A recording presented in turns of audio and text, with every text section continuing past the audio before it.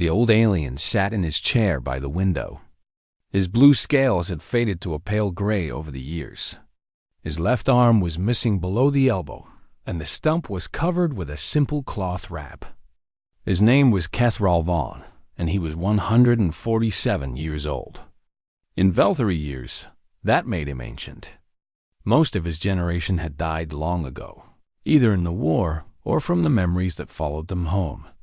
The young journalist sitting across from him was named Tiravine.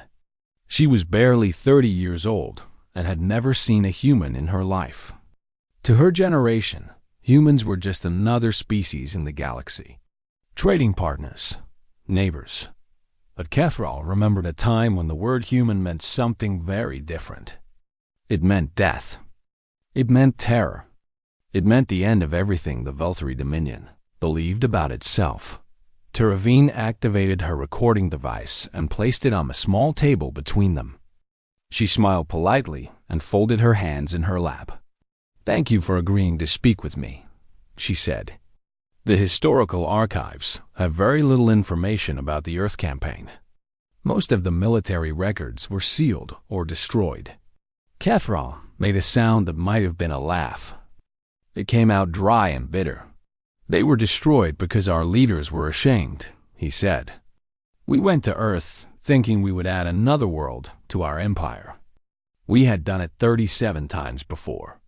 37 species had fallen to our fleets. Some fought for a few months. Some surrendered in days. None of them lasted more than a year." He turned his head and looked out the window at the purple sky of his homeworld. "The humans lasted 5 years. And in the end, we were the ones who surrendered." Tiravine leaned forward slightly. This was not what the old history book said. The official story was that the Velthary had withdrawn from Earth for strategic reasons. A mutual agreement. A diplomatic resolution. "Can you tell me what really happened?" she asked. Kethral was quiet for a long moment. When he spoke again, his voice was softer. "I can tell you what I saw, what I lived through. But I warn you, young one, you will not sleep well after hearing these stories. I still don't, and it has been 60 years. He shifted in his chair and began to speak. The Velthary fleet had arrived in the Sol system on a bright morning in Earth's northern hemisphere. There were 120 warships, each one carrying thousands of soldiers. The humans had nothing that could match their firepower. Their fastest ships were slow and clumsy. Their weapons were primitive. Their planetary defenses were laughable. The Velthary commanders had studied Earth for months before the invasion. They knew about the humans' endless wars with each other. They knew about their divided nations, their competing governments, their petty conflicts over resources and territory. The commanders believed this would make the conquest simple. A species that could not unite against itself would never unite against an outside enemy. They were wrong. The first Velthary ships descended over a region called North America. They broadcast a message demanding immediate surrender. The message explained that resistance was pointless. It promised that cooperation would be rewarded with fair treatment. It warned that defiance would be met with overwhelming force. The humans did not respond for almost an hour. The Velthary commanders grew impatient. They prepared to begin bombardment of the major cities. Then a signal came through. It was a video transmission from a small human settlement in a place called Kansas. A human female appeared on the screen. She was middle-aged, with gray streaks in her brown hair and lines around her eyes. Her name was Linda Price, and she was the mayor of a town with fewer than 10,000 people. She looked directly into the camera and spoke. "This is a message to the alien fleet in our sky. I don't know who you are or where you come from. I don't know why you think you can take our world. But I want you to understand something very clearly. You picked the wrong planet." The Velthary commanders laughed at her. A small town leader from an insignificant settlement, speaking for her entire species. It was absurd, but within 6 hours, something happened that the Velthary had never seen before. Every nation on Earth stopped fighting each other. Old enemies put aside their hatred. Countries that had been at war for decades declared immediate ceasefires. Governments that had refused to speak to each other for years opened direct communication lines. The humans called it the Unity Pact. Every major nation on Earth signed it within 24 hours. They agreed to share all military resources. They agreed to coordinate all defensive operations. They agreed that no nation would negotiate separately with the invaders. They would stand together, or they would fall together. Kethro paused and shook his head slowly. "We didn't understand," he said. "We had conquered 37 species. None of them had ever stopped fighting each other long enough to fight us. Their internal divisions always made them weak. We counted on that weakness." He looked at Tiravine with his old, tired eyes. The humans were different. They hated each other, yes. They had fought terrible wars among themselves for thousands of years. But when we came, they looked at us and decided that we were worse. We were the enemy that could make them forget all their other enemies. We unified them in a way that nothing else ever had. Tiravine was writing notes quickly. She had never heard any of this before. What happened next? She asked. Kethral's expression darkened. We landed our troops. We expected the humans to meet us in open battle, where our superior weapons would destroy them easily. Instead, they vanished. They abandoned their cities and fled into the countryside, the mountains, the forests. We occupied empty streets and empty buildings. We declared victory after victory, but we were conquering nothing but dirt and concrete.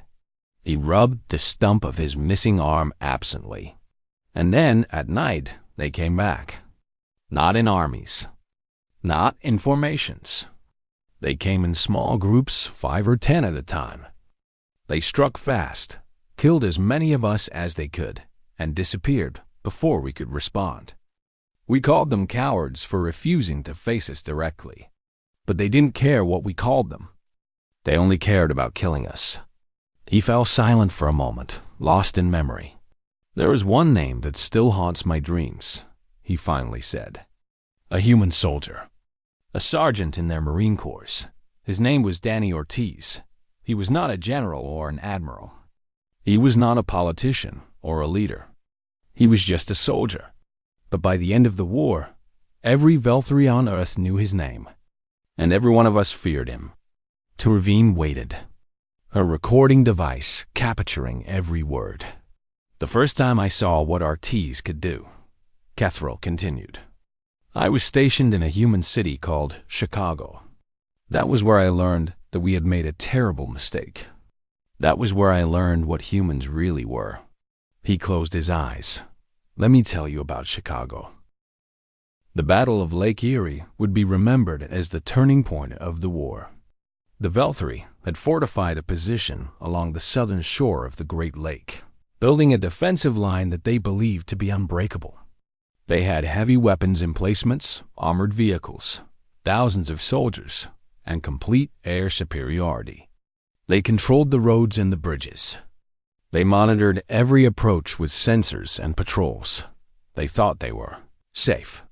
Kethral was stationed at a forward observation post when the attack came. It was the dead of winter. The temperature was far below freezing. The lake had frozen solid, a vast sheet of ice stretching to the horizon. The Velthri commanders had dismissed the ice as a natural barrier. No army could cross it in such conditions. The cold would kill any soldier before they reached the halfway point. The humans crossed the lake at night. They came on foot, carrying their weapons and equipment on their backs. They wore white camouflage that made them invisible against the snow and ice. They moved in silence, thousands of them, spreading across the frozen lake like ghosts. The first warning came from a sensor station that detected movement on the ice. The operator reported the contact, but his superiors dismissed it as an equipment malfunction. Nothing could be moving out there. It was impossible. An hour later, the humans reached the shore. Kethril heard the first shots from his observation post. Then the explosion started. The Veltari defensive line erupted in fire and chaos. The humans were everywhere, attacking from directions that should have been impossible. They moved through the freezing darkness as if the cold could not touch them. Kethril grabbed his weapon and ran toward the fighting. He gathered what soldiers he could find and tried to organize a defense. But the humans were already inside the perimeter. They were fighting hand-to-hand in the trenches and bunkers. The sophisticated Veltari weapons were useless at such close range that it was in one of those trenches that Kethril came face-to-face with Danny Ortiz. He recognized him immediately. Kethril had seen pictures of the man in intelligence briefings. He had heard stories about him for over a year. Ortiz was tall for a human, with dark hair streaked with gray and a scar running down the left side of his face. His eyes were calm and focused, the eyes of a man who had made peace with death long ago. They faced each other across the narrow trench. Around them, soldiers were fighting and dying. The sounds of battle filled the night. Neither of them spoke. There was nothing to say. They fought. Ortiz was faster than any human Kethril had ever encountered. He moved like water, flowing around Kethril's attacks and striking at openings that appeared for only a fraction of a second. He fought with a knife in one hand and a pistol in the other, switching between them seamlessly. Kethril was stronger. His Veltari body was built for combat. His scales provided natural armor. He used his size and power to push Ortiz back, trying to overwhelm him with brute force. They traded blows in the darkness. Kethril felt Ortiz's knife slice across his arm, cutting through his scales. He felt the impact of the human's pistol against his chest, the bullets punching through his armor. He swung his own blade and felt it bite into Ortiz's shoulder. The human grunted in pain but did not fall. He did not even slow down. Kethril swung again, trying to finish the fight. But Ortiz ducked under the blow and came up inside his guard. The human's knife found the joint between the plates on Kethril's arm, driving deep into the flesh beneath. Kethril screamed. He felt his arm go numb. He tried to keep fighting, but his body would not respond. Two Veltari soldiers appeared from somewhere and dragged him away from the trench. He tried to protest, tried to go back and finish the fight. But his strength was fading. He was losing too much blood. The last thing he saw before unconsciousness took him was Danny Ortiz standing in the trench, his shoulder covered in blood, his knife still in his hand. The human watched him being dragged away. He did not follow. He did not try to finish the kill. He just stood there and watched. Kethril woke up in a medical facility behind the lines. He had lost his arm. The doctors said they had saved his life, but there was nothing they could do to restore the limb. The Battle of Lake Erie was over. The Veltari defensive line had been destroyed. The humans had won their first major victory of the war. 6 months later, the Veltari Dominion sued for peace. They abandoned Earth and all claims to human territory. They withdrew their fleets from the Sol system and agreed to pay reparations for the damage they had caused. The war that was supposed to last a few months had lasted 5 years. The Veltari had lost over 2 million soldiers. They had gained nothing. Kethril returned home a broken soldier. He spent years trying to forget what he had seen and done. He failed. The memories followed him every day of his life. 20 years after the war ended, diplomatic relations between the Veltari and humanity were finally established.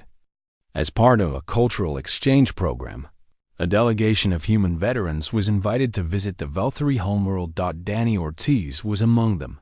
Kethril heard that his old enemy was coming. He thought about avoiding the meeting. He thought about pretending to be sick.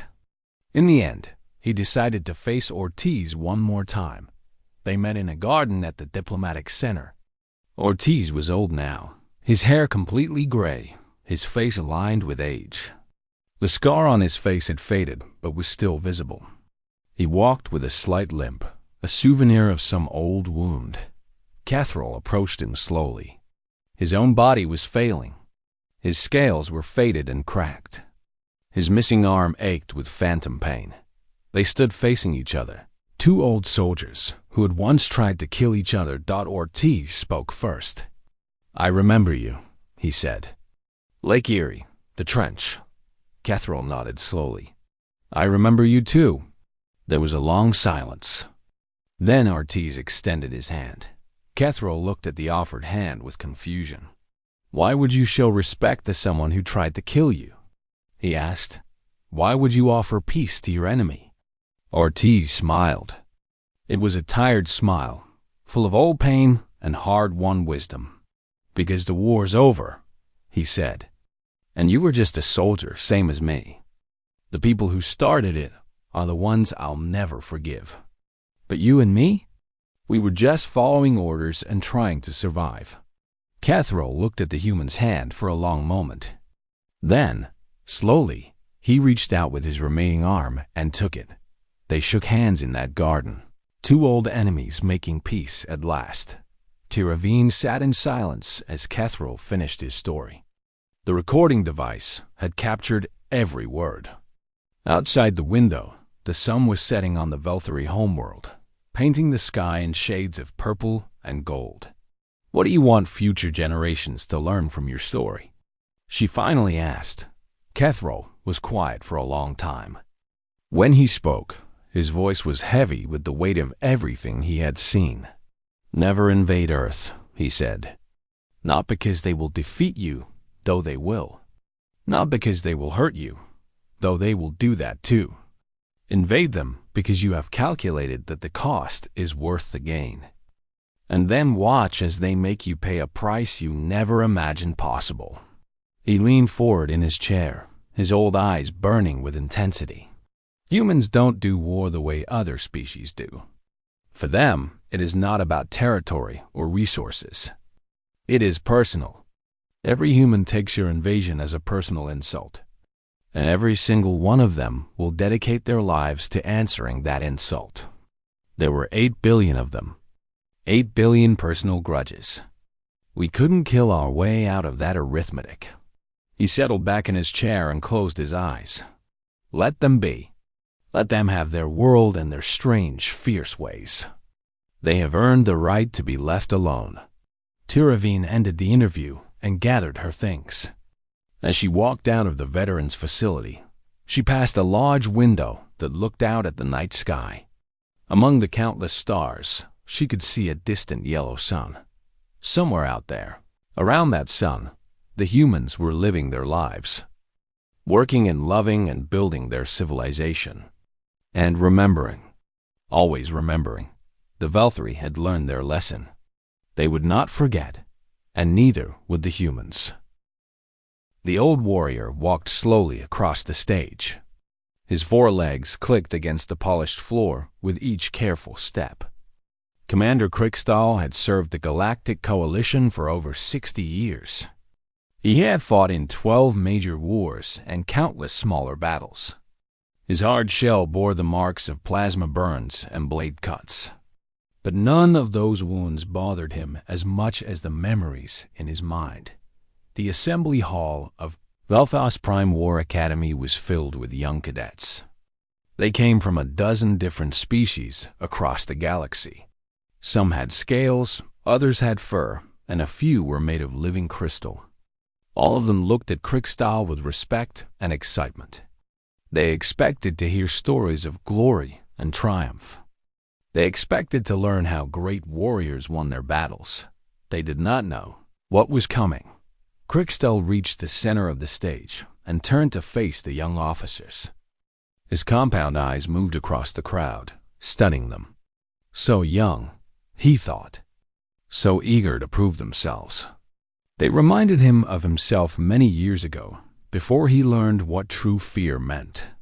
"You have come here to learn about war," Krickstall began. His voice was rough like gravel scraping against metal. "You have studied tactics and strategy. You have trained with weapons and learned to command troops. But today I will teach you something your instructors cannot. Today I will teach you about humans. A ripple of surprise moved through the crowd. The cadets looked at each other with confusion. Humans were known throughout the galaxy as friendly traders and skilled engineers. They made good music and told interesting stories. Why would a legendary war veteran want to talk about them? Crickstow saw their confusion and felt a grim satisfaction. I see you do not understand. Good. That means you have never faced them in battle. That means you have never seen what they become when they are pushed too far. He pressed a button on his wrist device and a holographic image appeared behind him. It showed a small blue planet with white clouds and green landmasses. Earth, the human homeworld. 63 years ago, the Galactic Coalition made first contact with humanity. They had just developed faster-than-light travel. By our standards, they were primitive. Their ships were slow and poorly armed. Their soldiers used simple projectile weapons. We thought they would be easy to control. Crickstow paused and let out a sound that was his species' version of a bitter laugh. We were fools. The hologram changed to show images from human history. Wars fought with swords and shields. Wars fought with guns and bombs. Cities burning. Soldiers charging into certain death. The cadets watched in growing horror as the images continued. Before humans ever reached the stars, they had already fought 2 wars that covered their entire planet. Millions of their own kind died in these conflicts. They developed weapons capable of destroying whole cities in a single blast. And then, when the wars ended, they rebuilt everything and continued living as if nothing had happened. A young cadet near the front raised a tentacle. Commander, why would any species fight such destructive wars against itself? Crickstow nodded slowly. That is exactly the right question. And the answer is what makes humans so dangerous. They fight for reasons we cannot always understand.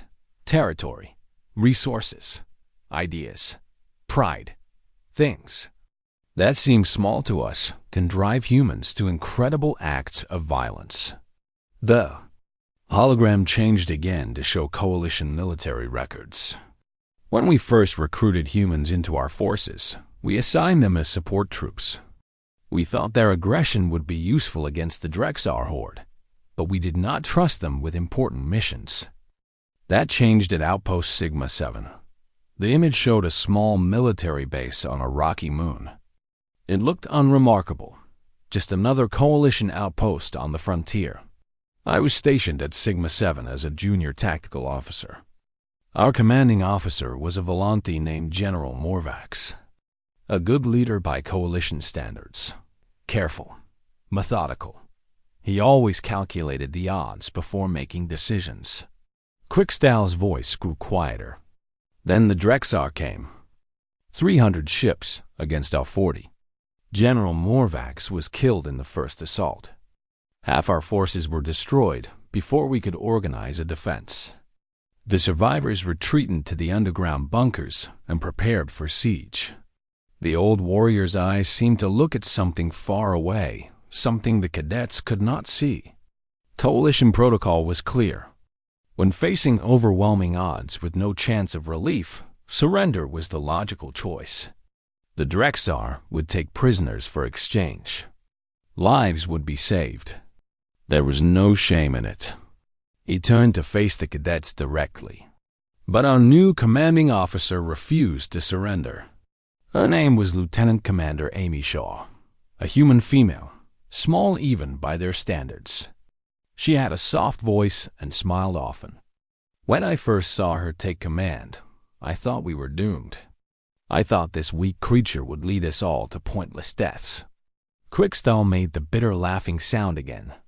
I was wrong about many things in my youth, but I was never more wrong than I was about Amy Shaw. The hologram displayed an image of a human woman in military uniform. She had light brown hair cut short and calm gray eyes. There was nothing remarkable about her appearance. She looked like she could be anyone's neighbor or friend. Shaw gathered the surviving officers in the command center. There were 12 of us from 6 different species. She looked at each of us in turn and asked a simple question.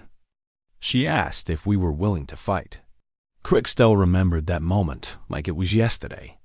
The fear in the room had been thick enough to taste. Everyone knew what fighting meant. It meant death against impossible odds. I told her that fighting was illogical.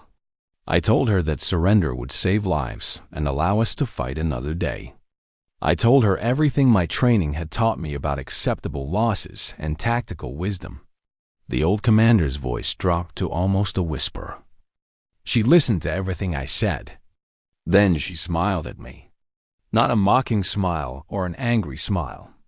It was kind, almost gentle. And then she said something I have never forgotten. The assembly hall was completely silent. Every cadet leaned forward, waiting. She said that where she came from, people did not calculate acceptable losses when their friends were in danger. She said that surrender was not something humans did well. And she said that if the Drexar wanted to take Sigma 7, they would have to pay for every inch of ground with their own blood. Crickstel straightened his old body and looked out at the young faces before him. That was the day I began to understand what humans truly are. Not the friendly traders you see in spaceports. Not the smiling diplomats in your council chambers.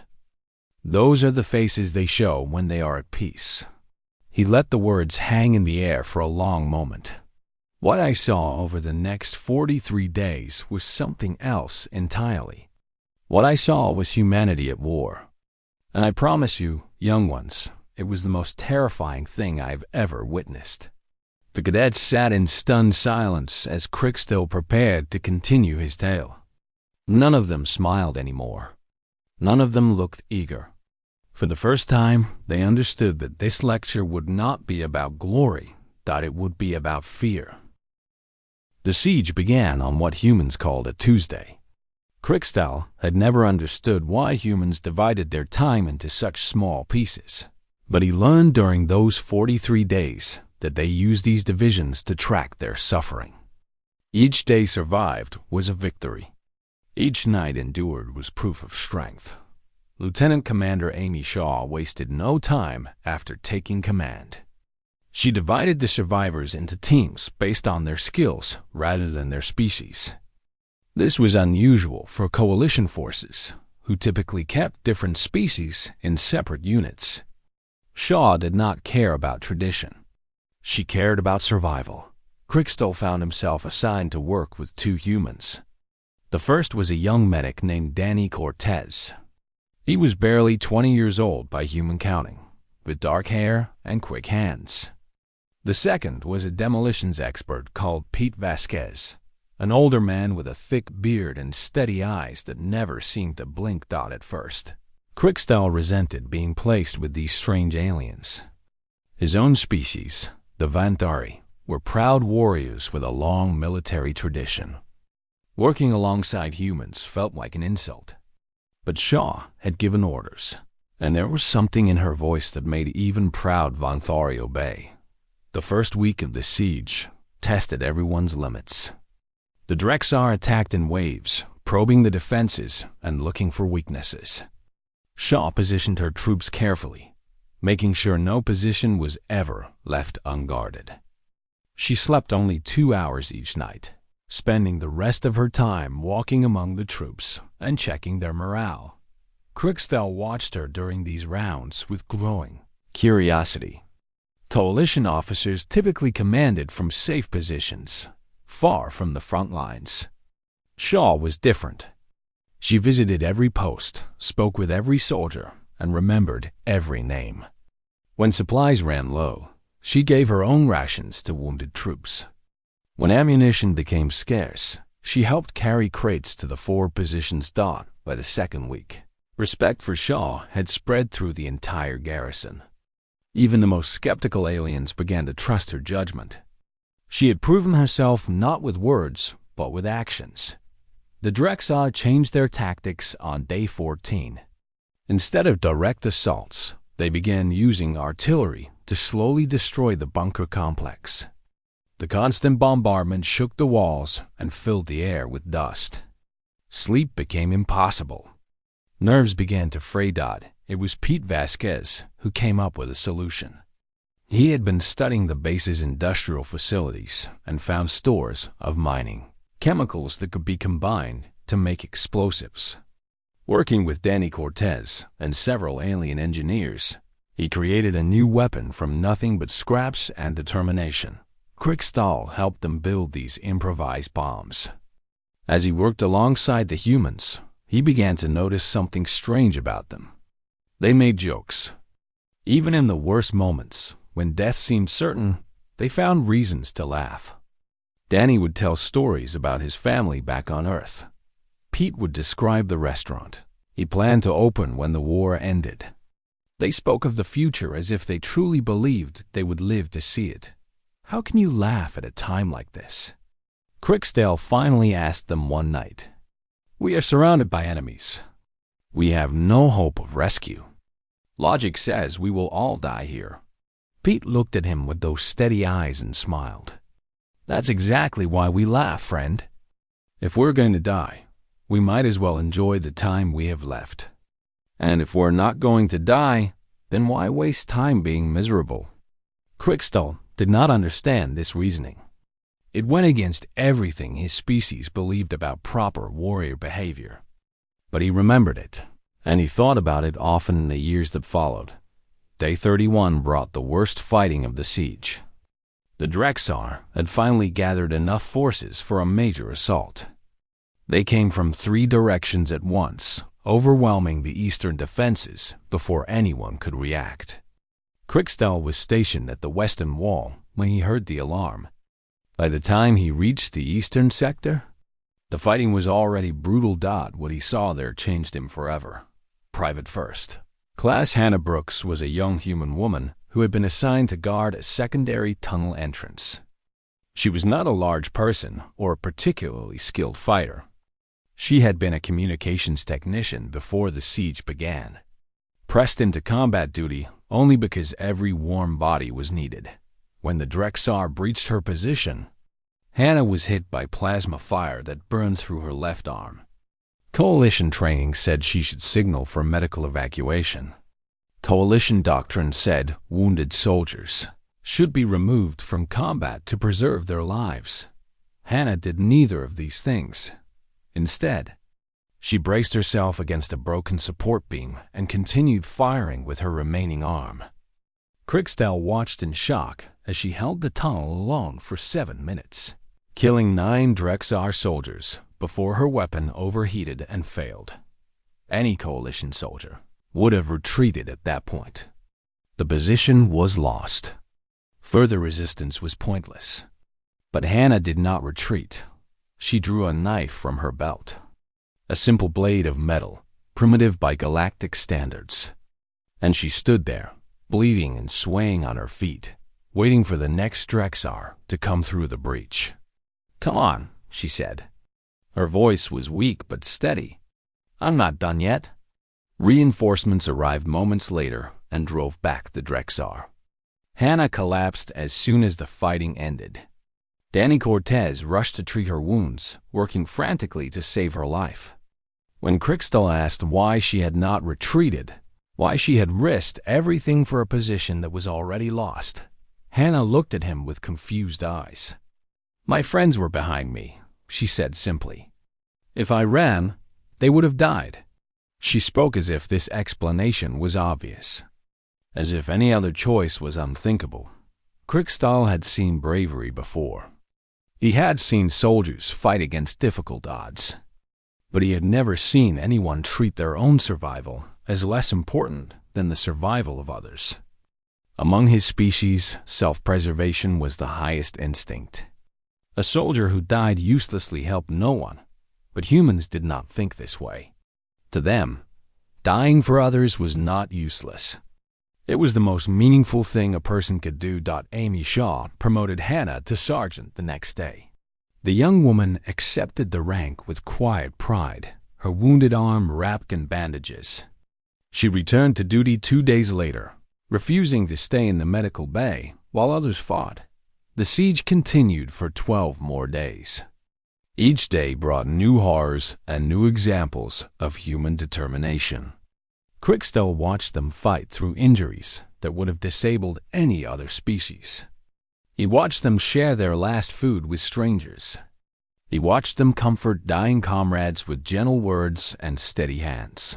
When Coalition reinforcements finally broke through on day 43, they found a garrison that should have been destroyed. By every tactical calculation, Sigma-7 should have fallen weeks earlier.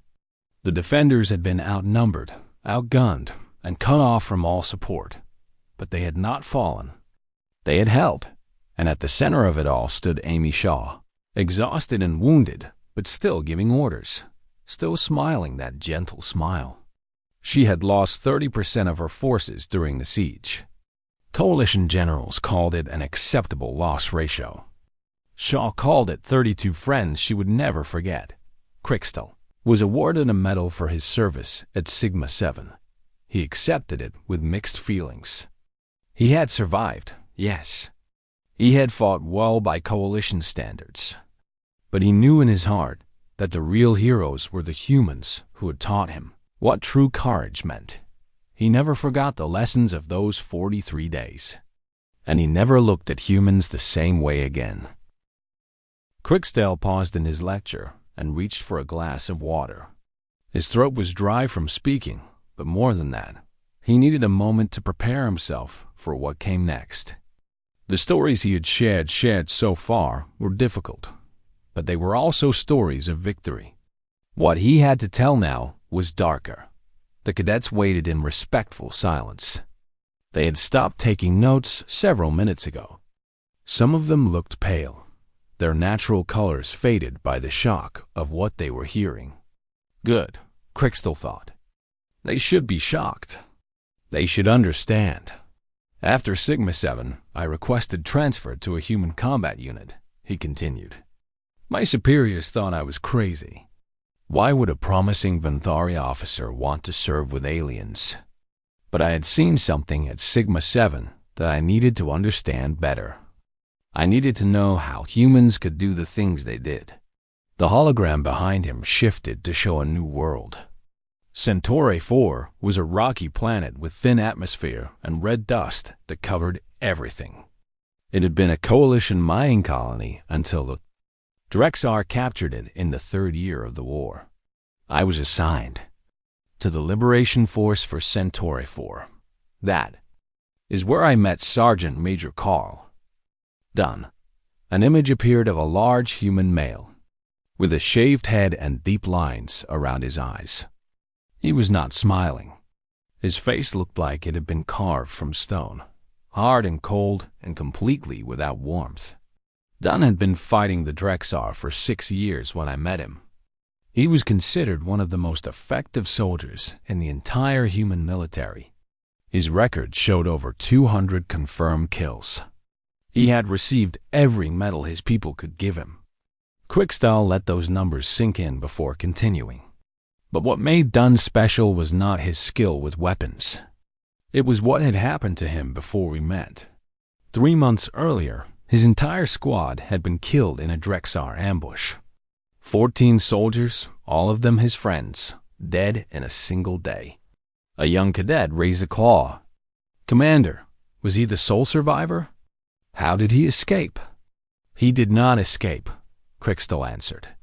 He was on leave when the ambush happened. He was not there. By the time he returned to his unit, there was nothing left but bodies. The old warrior's voice grew heavy with old pain. Among the Coalition species, a soldier who experiences such trauma is immediately removed from duty. We have programs to help them process their grief. Counselors to guide them back to mental health. Many never return to combat at all. This is considered proper and humane. He shook his head slowly. Dunn did not request leave. He did not ask for counseling. Instead, he went to his commanding officer and requested immediate reassignment to the front lines. When asked why, he gave a single answer. He said he had work to do. The hologram showed video footage of Dunn in combat.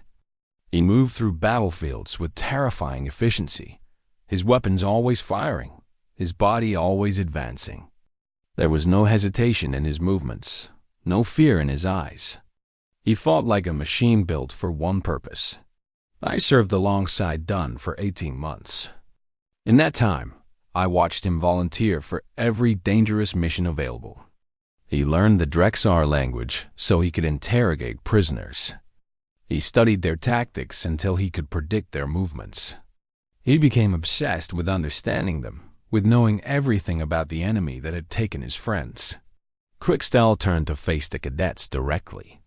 One night, I asked him why he pushed himself so hard, why he took such risks, why he did not allow himself to rest or grieve. The assembly hall was completely silent. He looked at me with those cold eyes and said something I have thought about every day since. He said that the Drexar had made a mistake when they killed his squad. They had thought that killing his friends would break him. Instead, it had freed him. He no longer feared death because he no longer cared if he lived. All he cared about was making sure the Drexar paid for what they had done. Crickstall let those words settle over the young officers. This is something humans call spite. It is a motivation that most coalition species do not truly understand. It is the desire to cause harm to an enemy, not for any practical purpose, but simply because they deserve to suffer. It is hatred refined into purpose. A Volanthi cadet near the back stood up. "Commander, this sounds like mental illness. Surely this soldier needed medical help, not more combat." "By your standards, yes," Crickstall agreed. By human standards, Dunn was functioning exactly as intended. Humans have a long history of channeling grief into violence. They have names for it: vengeance, retribution, justice. These are not considered diseases among humans. They are considered virtues. The hologram shifted to show a memorial wall covered in names. Hundreds of them. Thousands. All soldiers lost in the frontier wars. Dunn survived the war. He is still alive today, retired on a small farm on Earth. I visited him once, many years after our service together. He showed me a room in his house where he keeps pictures of every soldier he ever served with who died. There were over 200 photos on those walls. Crickstall's voice grew soft. He told me he wakes up every morning and looks at those faces. He told me he has never forgotten a single name. And he told me that on the day he dies, he will meet them again and tell them that he kept his promise. The old commander turned back to his audience. "You see, young ones, humans do not fight like we do. We fight for territory, for resources, for survival. These are logical motivations. We can calculate when fighting is worthwhile and when it is not. We can surrender when the odds are against us, because surrender is logical." He raised one of his manipulator arms and pointed at the memorial wall still displayed behind him. Humans can fight for logic too, but they can also fight for things that cannot be measured. Memory, honor, love, the promise made to a dead friend. These motivations do not fade when the odds turn bad. If anything, they grow stronger. Crickstall walked slowly across the stage. I have seen humans continue fighting when any rational being would have stopped. I have seen them take wounds that should have killed them and keep moving forward. I have seen them sacrifice everything, including their own lives, for people they barely knew. He stopped and faced the cadets again. And I have seen what happens when humans decide that an enemy must be destroyed. Not defeated, not pushed back, destroyed. When they reach that point, they do not stop until the job is done. They do not negotiate. They do not compromise. They simply continue until there is nothing left to fight. A crystalline cadet spoke up, its voice like chiming bells. "Commander, you speak of humans as if they are monsters. But we have met humans. They seem kind, friendly. How can they be what you describe?" Crickstall smiled, though his face was not built for the expression. "That is the most important lesson I can teach you. The humans you meet in peacetime are not pretending. Their kindness is real. Their friendship is genuine. They truly want to live in harmony with other species. He paused and let his voice drop low. But underneath that kindness is something else. Something ancient and dark that sleeps quietly until it is awakened. Humans spent thousands of years fighting each other before they ever reached the stars. They survived ice ages and plagues and wars that killed millions. The ones who lived were the ones who could be kind in peace and terrible in war. The old warrior straightened his body and looked out at the young faces before him. Never forget this truth. The friendly human trader in your spaceport could become a deadly warrior if you threaten what he loves. The gentle human mother playing with her children could kill you without hesitation if you endangered her family. They carry both natures inside them, always. He let the silence stretch for a long moment before speaking again. Carl Dunn taught me that humans are not cruel by choice. They do not enjoy causing pain. But when someone forces them to fight, they fight with everything they have. And they do not stop until the fighting is truly over. Kriegstau looked at the memorial wall one last time. The Drexar learned this lesson the hard way. By the end of the war, they feared humans more than any other species in the coalition. Not because humans were the strongest or the most advanced, but because humans were the ones who would never, ever give up. He turned off the hologram and faced his audience in the dim light. That is the nature of human persistence. That is what makes them the most dangerous species in the known galaxy. And that is why you must never forget what I am telling you today.